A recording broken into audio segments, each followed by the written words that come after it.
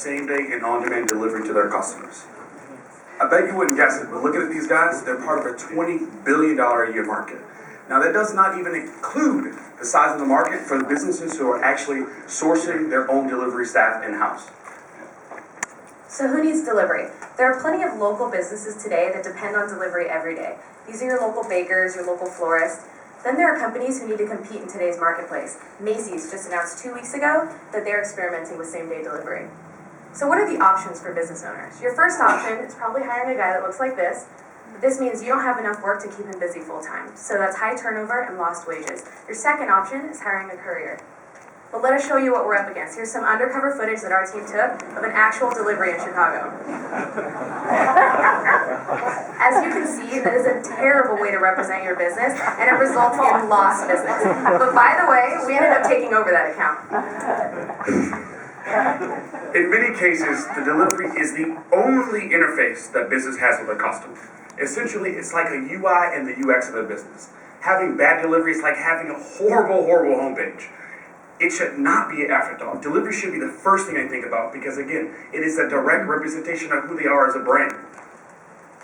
So just to be clear, because we know you might be thinking it, we are not Postmates, Instacart, or TaskRabbit. The difference is each one of these companies fulfills a single consumer's particular desire, like go get me a stick of gum or come build my IKEA furniture. We are here to solve a business problem, to deliver for all of their customers and their lifetime of transactions.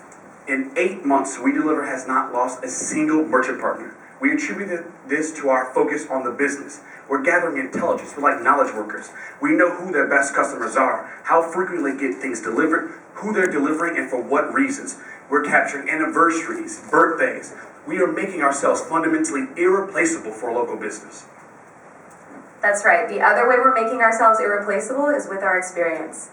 No one else does delivery like we do because it's the only thing we do. Our crowdsourced delivery fleet, they show up on time, well-mannered, with a smile on their face like the team I hear. They care about your business because they live in your neighborhood and they are your customer.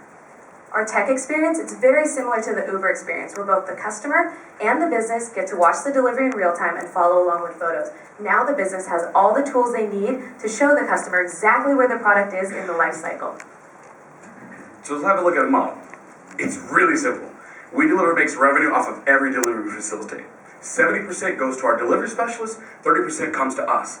And because there's no additional insurance that we incur, they have their own vehicles, there are no additional out-of-pocket costs. But when you drill down and you look at the merchant relationship, on average we're seeing about 16 deliveries per month per merchant. That brings us a gross profit around $65.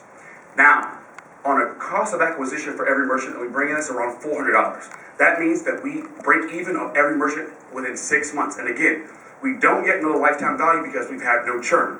But what we do know is the response that the first Chicago market has been experiencing. It's been amazing. Within 35 weeks, we've done over 11,000 deliveries. 25 of those weeks were without any funding at all. We bootstrapped the entire way. We've onboarded over 200 merchant partners throughout the city. And we've onboarded over 200 delivery specialists who've all raised their hand and said, yes, we want to deliver. But I know what everyone's thinking. So Jimmy, how do we scale this? I'm so glad you asked, right?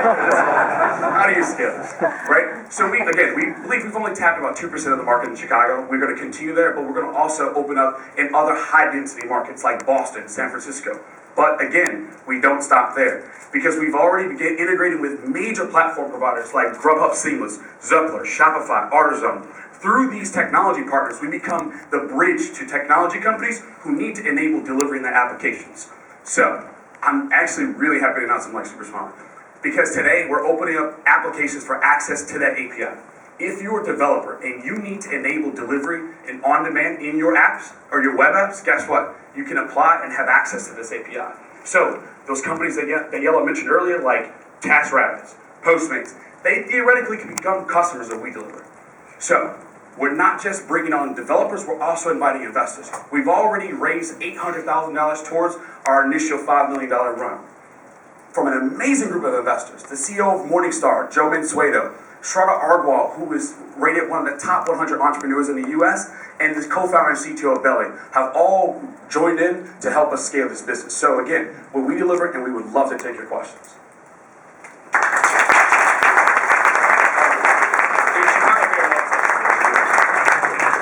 I understand the Chicago mayor called you